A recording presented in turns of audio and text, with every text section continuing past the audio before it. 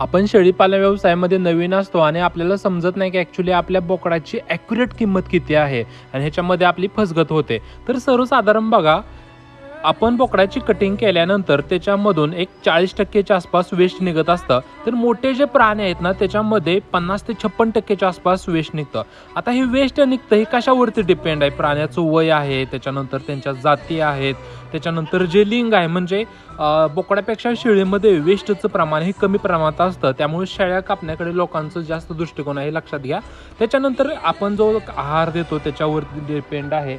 सर्वसाधारण एक 40%च्या आसपास वेस्ट निघतं. आपली ट्रेनिंग 1 तारखेपासून सुरू होणार आहे. तुम्हाला ट्रेनिंग घ्यायची असेल तर तुम्ही खाली जो नंबर दिला आहे त्याच्यावरती कॉल करून तुमचं शीट रजिस्टर करू शकता. आता बोकडाची किंमत आपण कशी ठरवायची तर त्याच्याविषयी बघूया. उदाहरण बघूया. 20 किलोचा बोकड आहे, तर सर्वसाधारण तो बोकड कापल्यानंतर त्याच्यामधून 40% वेस्ट निघतं आणि 60% निव्वळ मटण निघतं.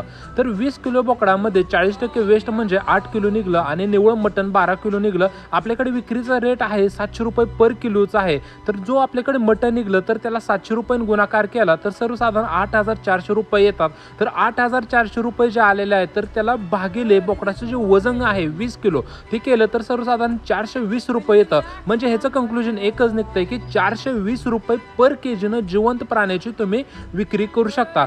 तुम्हाला माहिती कशी वाटली जरूर कमेंट करून कळवा. धन्यवाद.